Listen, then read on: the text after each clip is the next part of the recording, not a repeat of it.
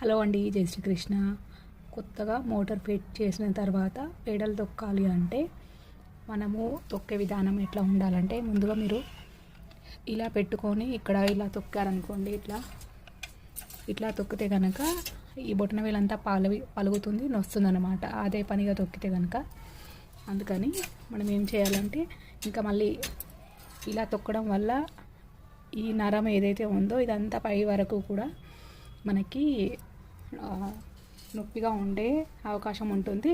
నరం అనేది నొప్పి పెడుతుంది అనమాట.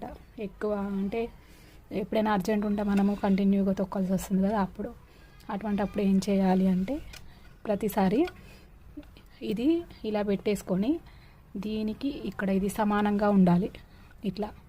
ఇలా సమానంగా ఉంటే మన కాలు మడమ ఏదైతే ఉందో దీనిపైన ఉండాలి. మధ్య భాగం ఉంటుంది కదా, అది ఇక్కడ పెట్టుకోవాలి మనం. అంటే కాలు యొక్క వేళ్ళ పై భాగము, ఈ భాగము మనము ఇక్కడ మధ్యలో పెట్టేసుకోవాలి. ఇప్పుడు ఇది సమానంగా ఉంది కదా దీనికి. ఇలా ఇంకా ఈ కొన మనము తొక్కినట్టయితే కనుక అది ఫాస్ట్గా రాదు. అందుకని చెప్పేసి మనం ఇక్కడ పెట్టాలి. కాలు ఇలా పెట్టి ఇట్లా తొక్కితే కనుక మంచిగా వస్తుంది.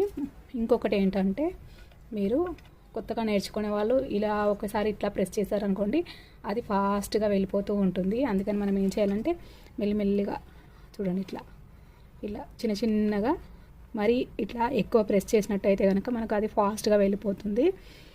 ఇంకా కుట్టడం అయితే ఫాస్ట్గా వెళ్తే ఎట్లా ఉంటుంది, మళ్ళీ మీరు కుట్లు అన్నీ తీసుకోవాల్సి ఉంటుంది. అందుకని చెప్పేసి ఇలా కొంచెం ముందుగా మీరు సూది ఇంకా మషిన్కి ఉన్న బాబిన్ కేసు అవన్నీ తీసేసి అప్పుడు ప్రాక్టీస్ చేయండి.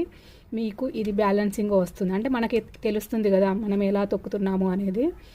ఫాస్ట్గా వెళ్తూ ఉంటే కనుక కొంచెం ఈ గ్రిప్ వచ్చేదాకా మీరు ఓన్లీ ప్రాక్టీస్ చేయడం మాత్రమే చేయండి. ఇలా కొంచెం మెల్లిమెల్లిగా ప్రెస్ చేస్తే సరిపోతుంది. ఇట్లా కదా, ఏదైనా వట్టి కుట్లు కుట్టేది ఉంటే మాత్రమే మనకి ఫాస్ట్గా కుట్టు రావాలి. అంతేగాని బ్లౌజులు ఇంకా డ్రెస్సులు కొంచెం చిన్న చిన్నగా స్టిచ్ చేసేటప్పుడు మనకు చిన్న కుట్టు మాత్రమే పడాలి. కాబట్టి ఇలా చిన్న చిన్నగా ఇట్లా మెల్లిమెల్లిగా ఇట్లా ప్రెస్ చేస్తూ వదలండి.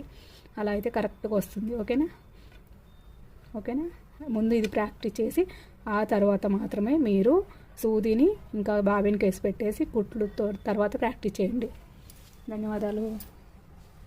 నచ్చితే కనుక లైక్ చేయండి, షేర్ చేయండి, సబ్స్క్రైబ్ చేయండి. ఇంకా మరిన్ని టిప్స్ మీకోసం పెడుతూనే ఉంటాను, కొత్తగా నేర్చుకునే వాళ్ళ కోసం.